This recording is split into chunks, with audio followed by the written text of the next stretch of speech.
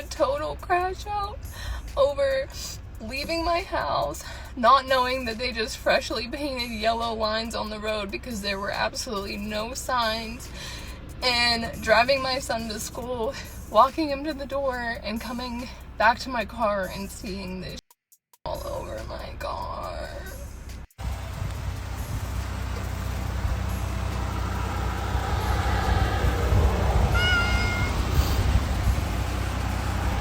It's so bad, it's so bad. It's so bad. He talks about it, everything like this. This is the enemy of America right here. This is it. Lady, you're driving a Chrysler. Okay. If anything, the paint is actually making the car look better. Making the car look better.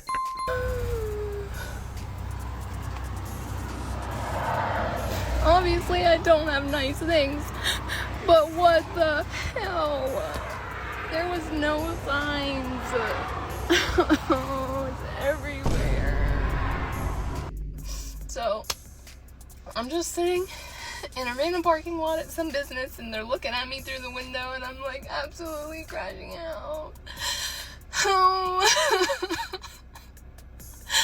The amount of money that I put back into this van to get it back from when a drunk driver totaled it in my driveway, and it took me 4 months to get it back. And like, I know that it's rusty, I know that it's not brand new, but I'm so upset. And Oh, fuck. Damn, that's crazy. Did you ever think about all the new cars and vans you could have bought if you wouldn't have got those hideous tattoos all over your body? I mean, you have kids. What about the kids? Don't you think making sure that your family has reliable transportation, don't you think that's more important than tattooing your neck? I don't know how to get it off, and I don't know what to do. I'm gonna call the township and see what they say. There were literally no signs until I made it the entire way to the end of the road. Like, my house was like in the middle of this huge stretch of road, like 2 miles. Like, how am I supposed to know when I pull out of my driveway? I had no idea that it was fresh paint. I had no idea. Stop it.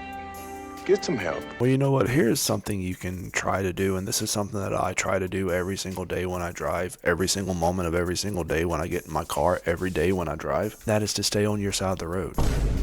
Okay, stay on your side of the road. Why are you driving constantly on the yellow line? Okay, maybe you need to retake the driving test, because when I took my driving test, driving on the yellow line was a no-no. They told me not to do that. So I'm going to tell the story and you're going to be like, this is why you're single, and that's fine. I don't really care, but I'm going to tell you guys anyway. I was getting drinks with a girlfriend of mine last week. We were sitting at the bar of this restaurant and we meet these guys. Before they leave, one of them asked for my number. Went through texting me that weekend, asking me if I wanted to go out for dinner with him. We decided to go out for dinner on Tuesday night tonight. So we're texting, he's confirming the date, and he says to me, would you like me to come and pick you up? And do you have any food preferences? Very nice of him to offer, like, really appreciate that. And I'm like, no, totally fine. Thank you so much for offering, but I can come and meet you.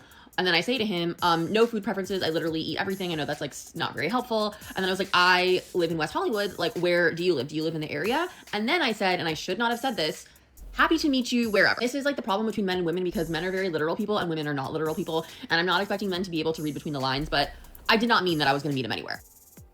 This is the enemy. Right here. The prime evil.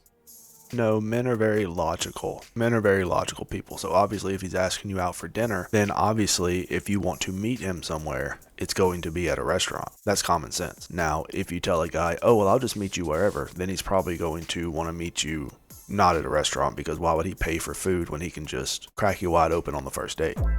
I shouldn't have said that, period. He winds up telling me that he lives in Redondo Beach, which for those of you who are not from Los Angeles, again, I'm in West Hollywood. Redondo Beach is about an hour drive from me. Just Google mapped it. Driving to the Redondo Beach Pier from my apartment right now would take me 56 minutes. The second that I learned that he lives in Redondo Beach, like, it's basically just like an automatic, like, because Like, come on. But then he says, let's meet at this restaurant in Culver City. Call me old-fashioned, call me annoying, call me whatever you want, but I feel like for a first date, the guy should come to you. And he did offer to pick me up, and I did say, no, I will meet you. But even driving to Culver City from my apartment is about a 30-minute drive. Obsessed, virtue signaling, obnoxious, privileged Karens manipulate, lie, and misrepresent every situation to avoid any accountability. But you said you wanted to drive. You said that. You know, so this is one of those instances where the guy, he can meet you out in public, ask for your number, do everything right, confirm the date, confirm the food allergies, even offer to pick her up. She declines, but he's still the bad guy. He's still the bad guy because wanted to meet in the location halfway between them, which is common sense. Any man would say, okay, well, she doesn't want me to pick her up, so we're just going to meet in a place 30 minutes, 30 minutes from him, 30 minutes from her. It makes common sense. Any guy would think of this logically. Women, not so much. You can actually do everything right and still get completely trashed online and made to look like a complete ass. I hope this guy ghosted this bitch. It's hard for me to date because I had a good lying man. You get what I'm saying? Like, he washed my hair, he's given me a bath before, we've showered together, like, he's rubbed my feet, he's taken care of my car, he's written me letters, he's delivered big old bouquets to my job before, like, I've had it all. He's planned surprise picnics and everything like that. Like, Something is wrong here. A woman would rather be with a man that does all this, but does a lot of shady stuff behind their back without their knowing, lying, cheating. So a man can be completely participating in the relationship, doing everything, washing her hair, going above and beyond, which that's kind of creepy. He washed my hair, he washed my feet, he scrubbed my back. That's kind of fucked up. But obviously he was doing all this to compensate for the fact that he was just doing her dirty behind her back. But that's what women want. Women would rather be cheated on and be lied to constantly, as long as they're treated like they're the princess. They would rather have that than have a guy, just an average guy, be loyal to them. They would rather have the lying, cheating man that treats them like this. I had me a good lying man. We'd go on dates. Every time I get drunk, he comes and pick me up from the club and wipes my makeup off. He does my skincare. I've had all that. And he's a liar, but he did all that. So if you think you're gonna be lying and not doing that, you got me messed up. Lie down. Yeah, no man's ever gonna do that for you again. He's a complete moron. All right, I have a question for the male population. So, any specifically single men, if you're watching this, please comment. I'm here, you ugly bitch. Ask me the question. And I think this data is going to be really helpful for all single females. If you are a single man and you are out working or out and about, whatever it may be, and a girl approaches you in a friendly, kind way and wants to know if you're single or is just trying to talk to you, do you like that? Do you have any tips on how to do that? Oh, brother, this guy stinks! Yeah, here's an easy tip, and I think this is a surefire way you can get any guy to call you. Super easy. This is all you gotta do. Just get a band, write your phone number on it, and hand it to the man. Band, phone number, man. Super simple. So I went out for dinner and drinks with a few of my girlfriends last night. So there were 4 of us in total. And, we're like catching up. And it's crazy because 2 out of my 4 friends tell me that they are dating 60-year-old men. I'm like, I'm sorry, excuse me, what? Like, come again? These women are my age, so we're all in our mid-30s. Dating men in their 60s is not like that crazy of a concept, but my dad is 67, just to give you an idea. So I'm curious, I'm like, what is it about these 60-year-old men that you find attractive? Like, what is it that is compelling you to date them? And the thing that both of my friends said was...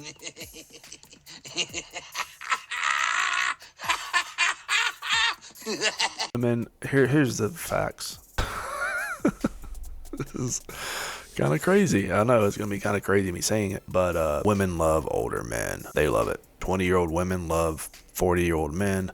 30-year-old women love 60-year-old men. It's crazy. It's crazy, but it's completely true, and that's nature. That's just nature. That these 60-year-old men made them feel super desirable. They made them feel hot. They made them feel young. They made them feel sexy. They made them feel valuable. They also said that these men are not afraid to plan dates, to pick you up for dinner, to open doors, to pull out your chair. Heard you watched JoJo's Bizarre Adventure. I mean, what's really bizarre is the fact you get no bitches. It's not about being afraid. It's not that they're not afraid of doing that, but, you got to understand these men are 60. Obviously, they're part of the, older generation. Is that Gen X? I don't know. I don't know what generation that is, but, they're 60. That means they were born in the 1960s. So, yeah, a little bit more old-fashioned, so they are going to be doing stuff like that. That's dying off. All that is dying off. So, obviously, they're going to be enjoying that stuff. The last woman I dated, I actually never opened the door for her at all. That's just me. And actually, some women don't even like that. So I just don't even do it. If they want to throw a fit about it, that's a conversation we can have. But, until then, it's just not something I really give a shit about. I was not exaggerating when I said that I'm truly concerned about this younger generation that's coming up. And for reference, the generation I'm referring to is Alpha. So it's my children's age group. And their ages are 10, 8, 6, and 4. So let's group it together and say 13 and under. I made a video about this a few weeks ago and I explained some things that I'm witnessing, the inappropriate behavior that's happening in front of me and completely ignored by the adults around them. This is something else. Well, let's take a look at Gen Alpha because this is a very interesting thing, and you can do a quick search and you can see, which I was going to do a few videos on it, but I really don't give a shit about it. Basically, these kids are being raised by single moms. They're throwing iPads in their face. They're doing all this brain rot stuff. They can't read, they can't write, they can't do math, they can't wipe their ass, they can't walk properly, their eyes are crossed, they don't eat real food. It's just, it is a compounding thing, but it all circles back to single moms not having a strong male figure in the house and having little to no control of their entire family. They're raising these complete reject morons and they're expecting society to pick up the slack. No, these kids are going to end up in prison. They're going to end up in a gutter on the side of the street. A lot of the videos I've been posting about how men are not approaching women keep surfacing common themes. Fear of rejection, fear of being called creepy, anger towards women that women have been telling men to not approach them, so now men are confused on this app. And another thing that I'm seeing very persistent across these comments is very, very low confidence and low self-esteem. Now, some of the things I just pointed out, I think women have played a role in, like...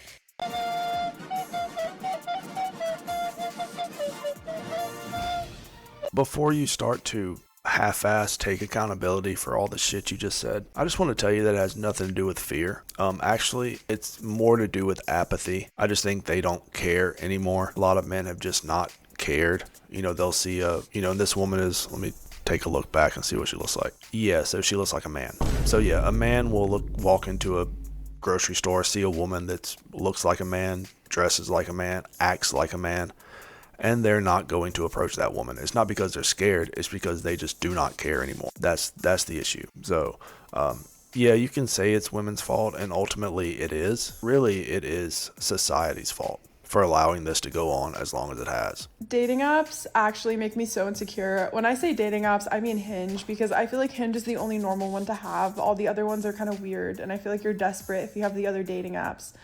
But anyways, 99% of who shows up on my feed is disgustingly chopped. I'd say about half of my likes are disgustingly chopped. And then I have matches. I have like 10 matches. None of them respond to me. And what's your situation? Did you grow up next to a nuclear power plant? You look like you were yanked through a closed door. Well, that kind of tells you something, doesn't it? Do women not understand that dating apps use an algorithm to match them with someone that is on their level? So if you're matching with a lot of random dudes that you like and they don't like you back, it means that you're not on their level. Because, men ultimately, especially with online dating, men are the prize. I mean, let's be real. There's so many men on these dating apps, and women are only choosing a certain percentage of these men, so obviously these men are the prize. Dumbass. Honestly, I'm just at this point of why not just do a story time now, because I made a TikTok, and per usual, I thought it would flop like every other TikTok I make about marrying my brother's best friend after getting divorced, but of course this time it didn't flop, and here we are. And I just have to say this, if there is anybody out there who wants to get divorced and your biggest fear is what people are going to think, people are going to make assumptions, judge you regardless, and I hate to be this person, but especially if you're a woman, you are going to get vilified, villainized, whatever. I think for me, I'm at a point, and it took me a long time, and a lot of therapy, and a lot of self-work to get to the place I'm at, that I am okay if people think of me as something that I'm not. I have been called a piece of shit because I got divorced. No, you were called that because you are that. And yes, I sped up this video because, well, she talks really slow. Probably because she's low IQ. I've been questioned about like how my ex-husband is doing now, like, and that people feel bad. And like the comments I get it. I put myself out there on the internet. It's just like crazy. We live in a world that I feel like people were more comfortable with me being completely not myself. Physically, I didn't look myself. I wasn't acting myself. People feel more comfortable with a woman suffering like that than they do with, I hate to say it, even a nice guy, because my ex-husband is a nice person to his core. But like, that's not what people care about. It's not.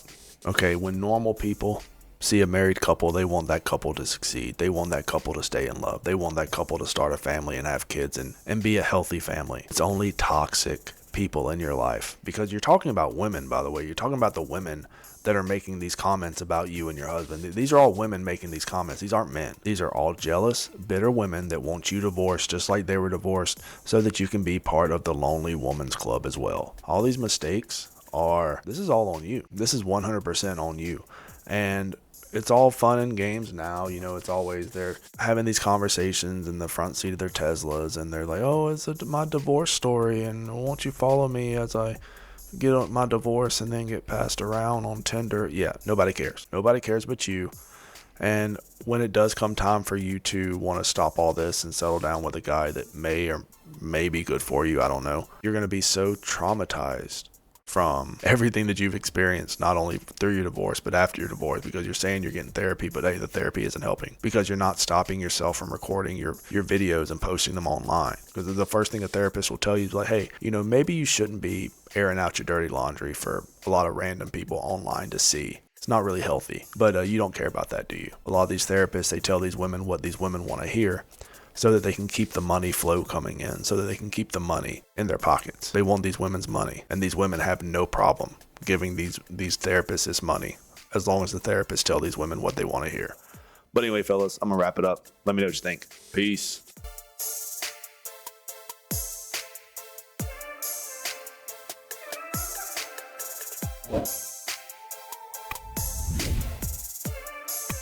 You